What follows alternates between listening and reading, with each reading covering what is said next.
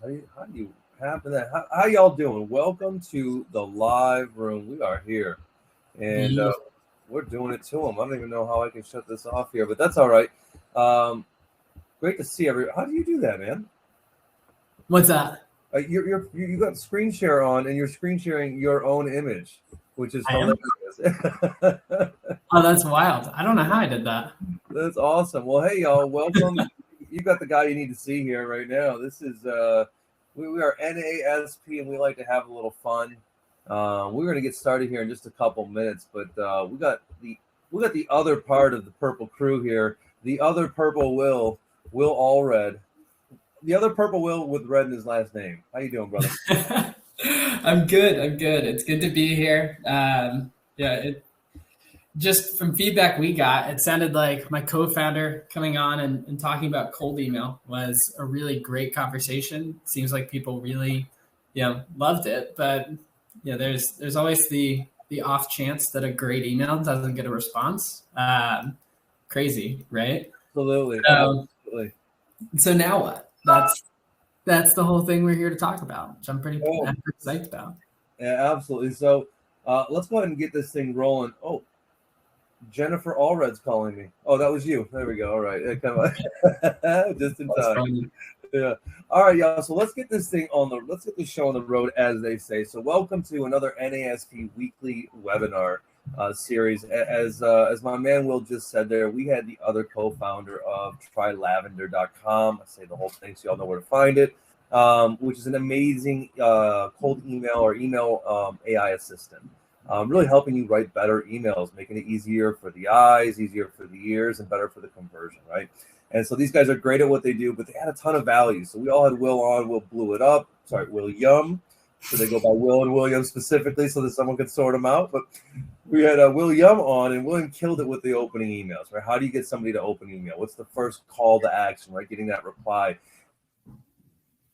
We talked about what we got such a great response. What do we do next? We said, what? The next question, how about the follow-up, right? And so now we got the man here, Will, not him.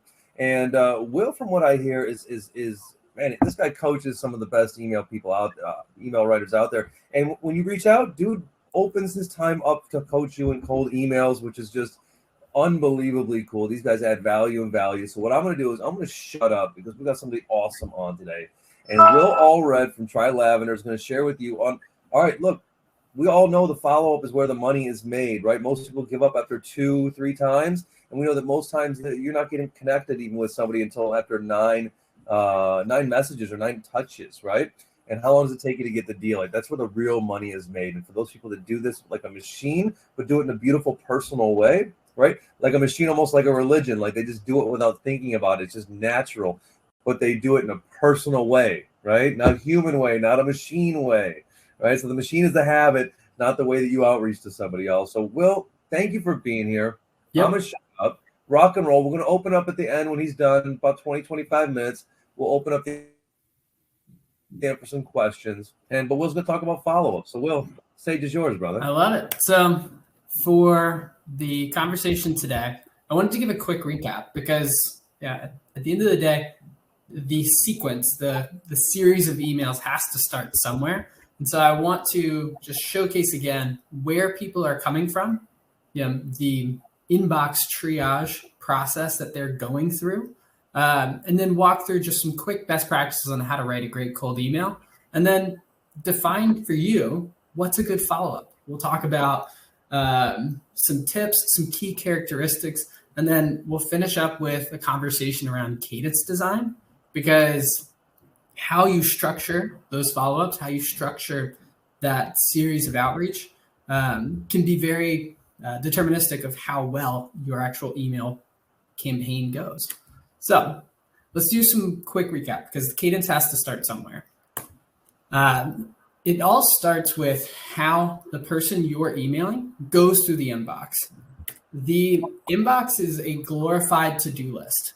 They are showing up, they're skimming for names that they recognize, threads that they recognize, and everything else is pretty much within this list of things I've got to triage to get back to my to-do list. And so the way that shows up today is... we can't see your screen, my friend. Are you sharing the screen? I think I am. It says we got double images of you. Oh, that's weird. Okay, hold on 1 second.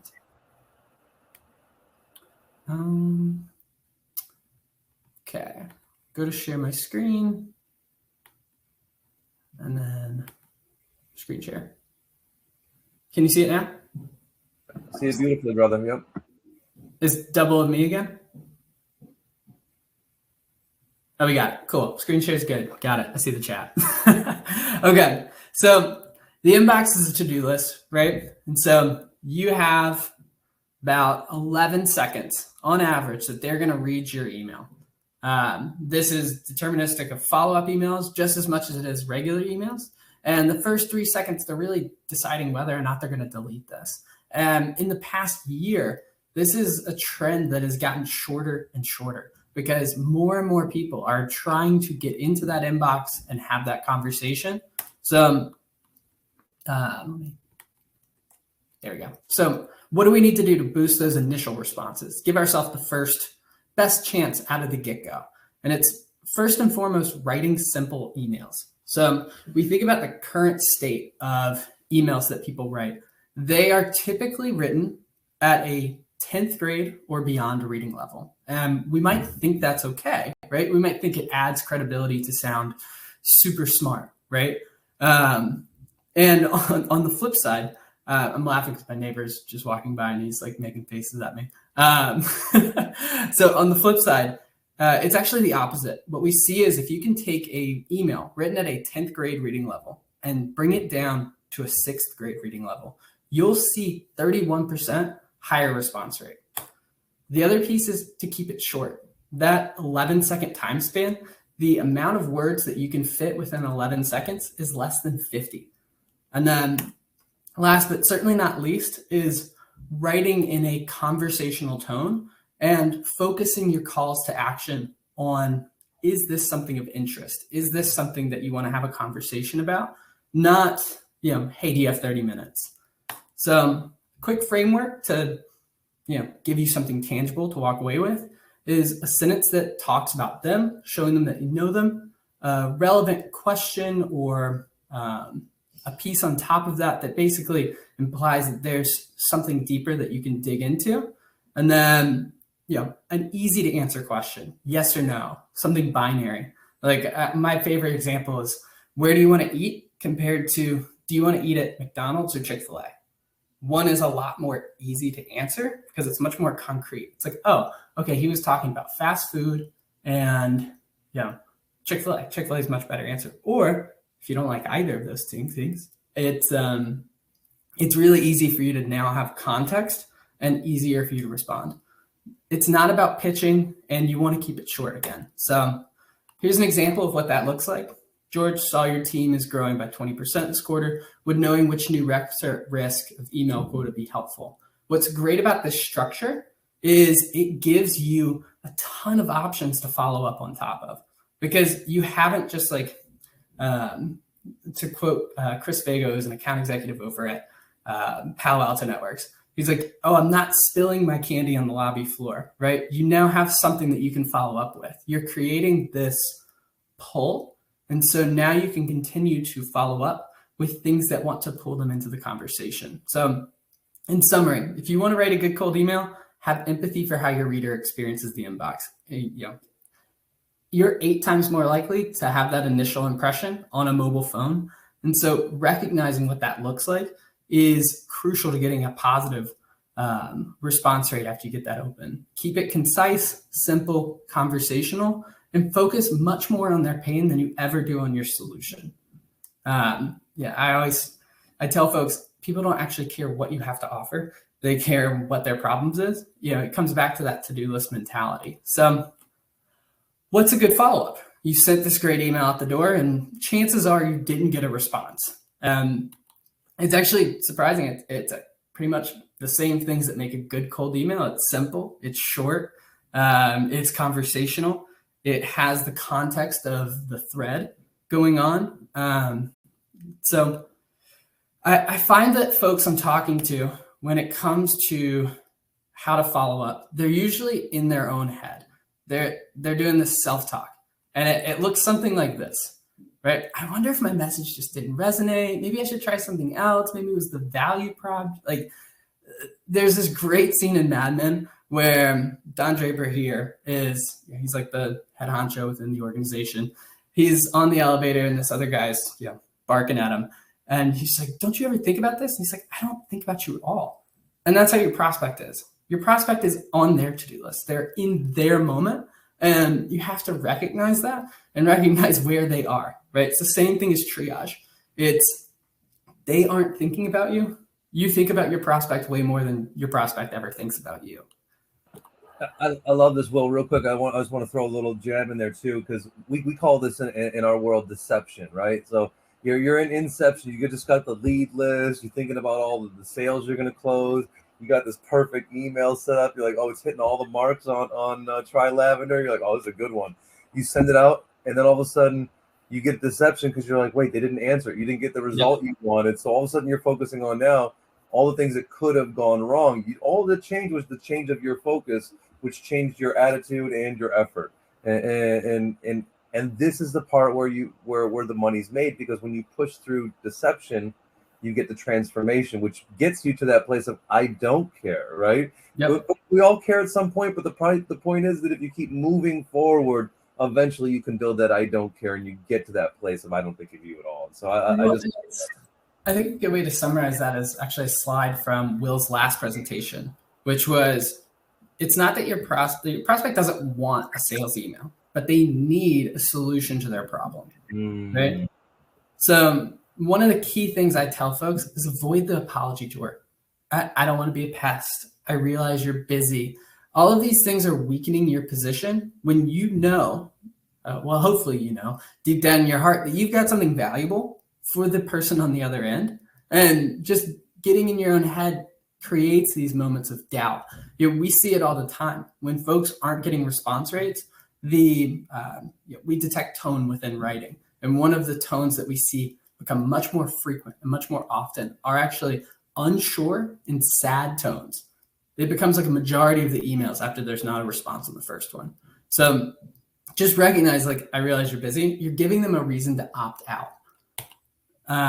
Then the other piece I wanted to note on is avoid these like trendy things, because the things that don't go out of style, things like being thoughtful and actually providing context into why you're reaching out, those are the things that continue to perform. And like, it doesn't matter if other people are doing it, because you're doing it in a one-to-one environment. You're doing it in a way that actually can continue to scale over time. Things like thoughts. It was the hottest trend of 2020, but talking to a CRO the other day, she literally responded with, if I see thoughts, it like kickstarts teenage rebellion in my heart where I just don't want to respond to your email. So recognize that people are also privy to the trends. So using the insights you found. If you paid attention in Will's last talk, he talked about taking 5 minutes and just writing down as many things as you can about the prospect, five by five. It's a Kyle Coleman, who's VP over at Clary special, right? It's just like, get your 5 facts and start to use them in your follow-up. So it could be a PS in like email 3 that's like super personal, and they're like, wow, that was unexpected. But yes, I'll give you a response because it was that extra little bit of personalization. And then this is the thing that I always harp on, is I see folks start to like scattershot, that mindset, that self-talk. What ends up happening is you start to like bring in new value props, you start to change up your message, but you originally should have reached out for a particular reason. I noticed you're growing your sales team. Okay, so growing your sales team should be the theme in which all of the outreach like comes from. How you reach out after that is all based on that original reason for why you reached out. Until you've heard otherwise, that's still a very valid reason for reaching out. So as you follow up on this cold email, it's about developing a story that's built on this why statement and drip in that personalization and value along the way. So let's get a little bit more into that. But recognize that until you get a reply, your only goal is to get a reply. Don't just like switch tactics down the line and be like, hey, I'm going to throw this case study at you. Click on this link over here. Want to find 30 minutes. You haven't even found out if it's interesting to them yet. You're asking for too much. Once they tell you it's interesting, that's when you're like, all right, let's do 30 minutes. Will, real quick too, I love this too, because I think oftentimes we don't adjust our expectations, right? We know we create the email to get the reply only, but when we don't start getting calls or we don't start getting engagement, we're like, oh man, it's not working. Like, no, they like 7 people opened it and you got 2 replies. It wasn't the reply you were looking for, but you're making progress, and to be able to celebrate those early wins helps you in that area later on when you don't care anymore, Yeah. Well, and like, I think a lot of the times it's like, sometimes they see the email and it's just not quite the thing that they're going to respond to, and you can keep pressing on it and you can keep building that narrative. I even have it here in my summary points, right? Building that story around the original outreach. It's like, I had an original reason for reaching out. And like, now you can build a whole narrative that shows that you have expertise and credibility on that subject. Christine, I'm laughing at your note because like I actually have an example that was inspired by you here. But like, to Christina's point on like, a lot of times what you're also seeing is folks, they see your email and then they immediately just kind of think to themselves, like, I bet that's automated. And then you'll see the next one, and they'll see the next one. And if there's a touch of something special on each of those, what you'll find is you actually get more responses. It's that continued effort. That's what actually shows them like, okay, there's a tinge of like reciprocity to it, but there's also like, okay, this person actually wants to talk to me. And I'll talk to this some in cadence design as well. So that's a great segue. How do you design a good cadence? So if you think about the way most follow-up sequences are structured, it's typically almost like a marketing drip where you're reaching out like once every 2 weeks, and then like once every 2 weeks becomes like once a month. And like, since you've already like thrown your entire pitch out the door, you're like, hey, I don't know if you saw my note, just wanted to bump this back up into the top of your inbox. By the way, those 2 particular phrases, if they haven't responded to you, don't use it. But if they have responded to you and you've had a conversation with them before, it's a very effective phrase. So like 2 very different scenarios. One is, cold. One is semi-warm, so you've had some kind of conversation, in which I usually like, okay, the conversation died off. I give it some time and I'll come back and I'll say, hey, this clearly slipped through the crack. Yeah, this clearly slipped through the cracks on both sides. Want to re-engage and have a conversation about it. Here's some new things since we last talked, right? Like taking that approach, taking that approach too early, when like nothing slipped through the cracks, you just haven't gotten a response yet, you're going to like kill yourself. But point of this slide is not that. I just found myself on a tangent. But don't stray away from the fact that you actually have a good reason for reaching out, and don't forget about that. Don't doubt yourself. Make sure the sequence is structured in a way that you're going to be top of mind until they tell you the thing that you are noticing and the problems that you are assuming are incorrect. So I treat cadencing like a HIIT, like a HIIT workout, a high intensity interval training, right? Where it's not this long drawn out marathon. I want to know now if you're interested or if you're not, right? And if you're not, I let it go. And then I'll wait some time, 45, 60 days, and I'll come back. And I actually have a structure in which I think about that, where at the end, you actually set yourself up for a new person to do outreach to, as opposed to just trying to hammer on the same exact person. So it starts with a quick cadence within like the first week. And then over the next 2 weeks that follow that, it starts to taper off. Now, what does that actually look like, right? So I've got some different types of emails here. And these different types of emails go either within the same thread or you start them in a new thread. Sometimes you can put them all in the same thread. regardless, I just wanted to showcase an example of what one could look like.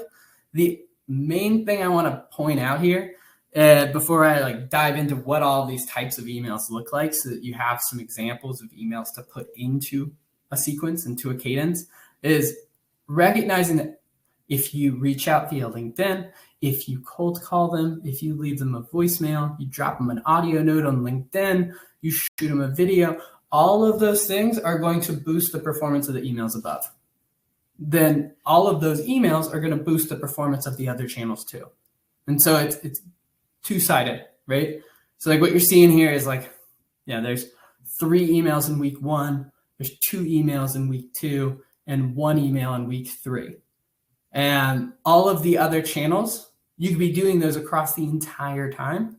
And it could actually be the thing that makes them come back to that first email and be like, yes, I'll talk to you. But there's so many just campaigns that are strictly focused on one channel.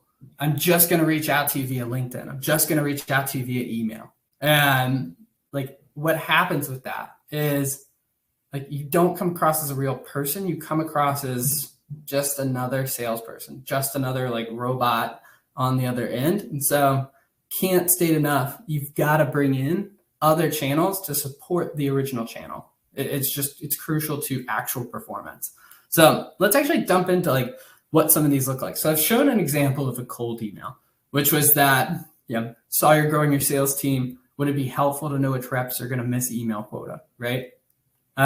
So the first email that would follow in that cadence is the bump. And as I mentioned before, don't fall into this trap of just saying thoughts, ? Because that's, a little weak. Gong did some research around this, and it showed that having a follow-up email with 4+ sentences is the way to go. I don't know if it has to be 4, right? I'm an inbox triage kind of guy, so I want to keep it brief. I think it's just about how you phrase what you phrase. So here's an example of a bump email. I take the first line from actually Morgan Ingram. He's got this great phrasing around thoughts, which is I put a lot of thought into the first email, and people love to give feedback. So why not just, hey, do you have any feedback on my last note? Because you put the time and effort in, right? Now, the second part of that is where the money comes from, which is the personalization in number 2. So SalesLoft did a ton of research around personalizing touch points across the sequence. And what they found, the lowest increase in conversion rate when this is the floor for how much you'll see performance improve, is 50%. And it happens on this email. So just adding the second sentence in of given you're growing the sales team, I thought this would be worth a discussion. That little extra hint of I'm actually reiterating why I originally reached out. What that does is it boosts your performance by 50%. That's the floor, right? And it's such a simple thing to do. It doesn't take much time. So thought this would be worth a discussion. Or you could phrase it a number of different ways, but the point being is just you're reiterating that why. You're building a story on that why. Now, the next one, you don't get a response to the bump. So what comes after that? It's a clarification. I didn't give a lot of context on what we do in that first email. So I want to clarify that. And it's a little bit more traditional, pitchy kind of language, but it has a twist, and you'll see it very soon. So we'll pause and we'll read through this together, right? Hey, George, given you're growing the sales team, I assumed you might be leaning on your experience at blank. Personalized, I'm drawing in a prior experience. Thought I should clarify. We've built a real-time sales email coach. It's helping thousands of reps write better emails faster. Okay, it's what we do. Very simply stated. I'm not getting into feature speak. It's just here's the outcome of what happens when you use a product. Then giving it the context.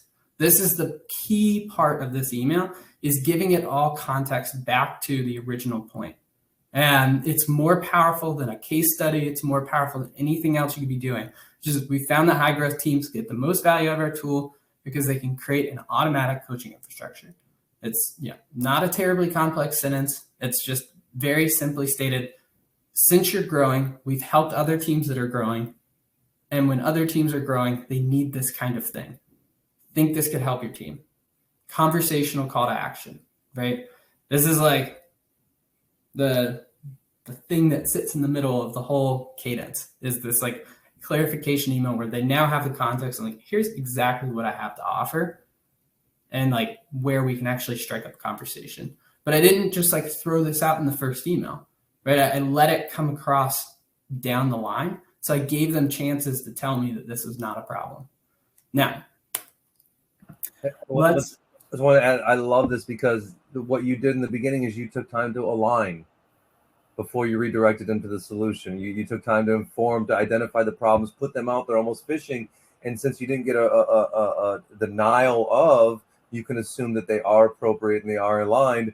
And then you moved over to, once you've had alignment, now you can redirect them towards a solution or something else. And I really love that. Yes. And what you'll notice throughout the cadence is I'm continuously leaning on that why statement because I want to continuously give the context for why I'm here. I don't want them to ever be guessing, like, is this some random thing that just popped into the inbox, right? It's a lot. I know your problem. You know your problem. Right. Let's make sure we get that out of the way. Once we're confirmed on that, then we can say, let's talk about the solution. And I love that you took the time before you proposed that solution to find that alignment. It's beautiful. Right, because otherwise what we do would be a jarring thing to hear. Yeah. So let's talk about neutral insights. So this is something that I picked up from Christina Fensath, who heads up growth marketing at Interseller. She's also an advisor at Lavender. She is an email wizard through and through. What this email does is it brings the prospect to neutral territory where, think about like sending your case study, your blog post. If you send those things, they know it's biased towards whatever the heck you want them to do, right? And so meeting them on neutral ground and saying, I'll walk through the framework in a second, but meeting them in this place of like, this is something that you would probably actually get value out of, whether or not we ever have a conversation. And so the framework for that looks kind of similar to a cold email, but it's focused around something entirely different. So I'm going to bring up the name of the publication. So I'm sure you're familiar with Sales Hacker. Or, hey, you're familiar with Sales Hacker, right? Question mark. Yeah, you can start the conversation in a very conversational way. So like, as opposed to, I thought you would find this publication interesting, right? It's just like, cut that like weirdly formal robot speak out of your brain. I don't know how else to just like stop doing that. Be a human being for a minute or so. Yeah, it's just like Daniel Pink does it well. To sell is human, y'all. It is very, very, very human. The more natural you are, the more authentically you'll set yourself apart. Yes, I tell folks there's often this like power dynamic between executive SDR, right? And you have to speak on a peer-to-peer level. So I realize we're running out of time, so I do want to get through this. So anytime, buddy. You're right. Name of the publication, explain what the article is. So like in this article, you're going to find the following thing, right? State a little bit more friendly, but like you get what I'm talking to.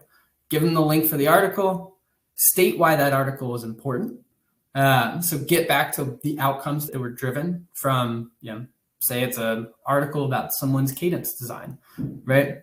State why it's important. What was the outcome that they got out of it and why should it matter to them? So it gets back to that why. Since you're scaling the sales team, you're probably thinking through, how do I lean on templates? This great article on cadence design, right? And then last but certainly not least, nod back to the original CTA. So what you're going to do is be like, by the way, do you think it's worth having a discussion about this? Or, do you still want to have that conversation around email coaching? Because, you should just give them that nod that like, okay, I should probably go back and read the emails below. And this one works like a charm. So thank you, Christina, for teaching me this one. And then last but certainly not least is the referral email, or I refer to it as the third action. So you think about what someone can do with your email. They can do something, take action, and that could either be respond or click on a link or share it with somebody else. They can delay or delete. That'd be the second option. And then the third, and certainly not least, is they can delegate it to somebody else. These people who are in the C-suite, they have people that report to them and take care of things for them. They can't do everything, right? They're a manager.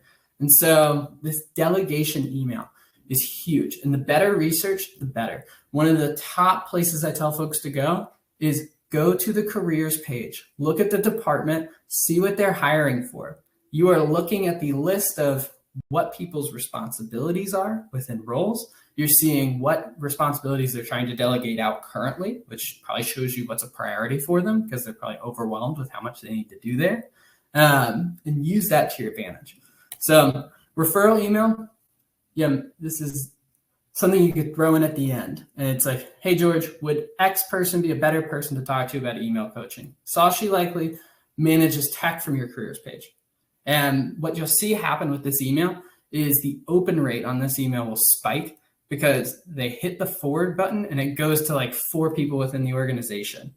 Now, that person that you listed right here, that's the next person that you're going to reach out to in the next cadence, because you're like, okay, well, she might be a better person to talk to, so I'm going to go reach out to that person. And that is how you would do your HIT series, right? Okay, so I've done the 30-day sprint. I give it 45 days to break, and then I go after the next person who's probably a better fit for the organization. Now, one last tip before we finish up is just be careful with those case studies and throwing logos over the wall. Most of the time, the logos that you're throwing, they don't mean a dang thing to anybody, and they probably won't read your case study anyways. A better way to give a case study is to just tell a story. When we met XYZ company, they were in a similar position. They had X current situation, X problems, and we helped them achieve Y outcome. That is a much more effective way as opposed to just dropping a link over the line. So, in summary, it's all about getting replies, not sales. Focus on continuing to add value. And if you don't get a response, the likelihood that you're going to book the meeting just quite isn't there. Cool. So that wraps it up. That's hopefully y'all found this helpful. By all means, connect with me on LinkedIn. I'm also a little bit active on Twitter, but check out Lavender as well, because we'll help you write those emails. Yeah, Will, this was awesome, man. If y'all didn't see the other one of William, make sure that you check that out. It's on NASP.com. You can see the part about the cold emails, which was another great piece. But you really brought it, dude, and you do every time. So much content, so much value. And y'all know, you can learn all these things, right? But it's nice to have a tool to remind you. It's nice to have a tool to help do these things for you, and that's what Try Lavender does. So if you're not using it, get on it now. Try it, and you won't stop. It's obvious. But dude, really, thank you for bringing the heat, bringing the value. And I think the common thing I take from all of this is that, think about what you're sending from the other person's perspective. Put yourself in their shoes. Look at the emails they got. Look how they're thinking, not about you, but look how they're thinking about their day. And then imagine they get your email. I think this. Oh, Chris, just one last note. I dropped my Calendly if anyone wants to jump in for a one-on-one coaching session in the chat. Oh, that's beautiful, because I'm about to book that right now too. Y'all better get there before I do. Awesome, man. Well, listen, anybody, I saw some questions. I saw somebody ask about Hey. I've heard mixed response about Hey. What are your thoughts on Hey? Does it work for you? Like the email client? Yeah, using the word Hey in your email. Oh, using the word. I was like, there's an email client named Hey, like similar to Gmail. But okay. So I've heard some mixed reviews on that. I say hey in normal conversation, like I'll call you dude. So like I don't really mince my words on it. I think if you use hi or just use their particular name, comma, you can maximize preview text space, particularly if you're like, word finagling, trying to get like saw you had a recent article and you want like as much of it to show as possible. That can be a nice way to maximize preview text space. Awesome. Yeah, and I think what he said was beautiful. Do you say the word? If you say the word, it's okay to use the word, I mean, obviously it depends on what the word is, right? There's a few you shouldn't use even if you use them alone. But if you're using it, it's part of your language and you're going to use it on a call or in a conversation, then it's okay to use it in the emails. Yes, everybody will get a recording out today, 100%. Gina, I love lavender. My HubSpot emails were so sucky. There we go. And that's we're finally getting our Gmail to link up with the Chrome extension again, so we can start sending emails from Gmail instead of HubSpot, so we can start using the tool a little bit more. One more question here. I saw any framework for case study stories. I think we talked about that already. Just framework for a case study. The way you should do it is pick a company that is like same time frame, same size, maybe a couple months ahead. Like you really don't want it to be too far off from the individual you're reaching out to. And it's like, say I'm reaching out to HubSpot and I've worked with Adobe. It's like, hey, when we met Adobe, they were in a very similar scenario based off of what you observe above your original why. We met them in a similar scenario. They were leaning heavily on templates and they weren't getting responses. We gave them a coaching tool for email that drove up their response rates X%. That's all you got to say. That's the case study. You don't need to send a link. You don't need to like send them some PDF because they're not going to read it. No, they're not going to read your 30-page case study with you can make it a 3-sentence paragraph and you got the same effect. I love that. One more question. A great question. Are you sequencing hit just one person in the company at a time? Yes. So I actually learned this from working with Christina, who's her coworker used to build spam filters, which is those company inboxes, they actually notice that you're reaching out to multiple people within the company at the same time. And so reaching out to one person from one company at the same time is the way to go. Love it. All right, y'all. I think that what website is the previous recording on? It's NASB.com. Actually, it's on the YouTube. I'll actually include it in the follow-up email so you'll get both recordings. How do you like that, Austin? Love it. I love chasing the 95 plus score on my emails. Yeah, if y'all don't, they've gamified. They've gamified these things a little bit, y'all. It is definitely fun. Will, thank you so much, man. I'm already in your calendar, brother. We're making that happen. And I promise y'all, we're going to find some more stuff for these geniuses to come back to this audience for because we can't get enough of these guys. Thank you so much. Recordings coming out. Will, have a great day, my friend. You too. Appreciate you having me. Thank you all for coming. Cheers, y'all. Awesome.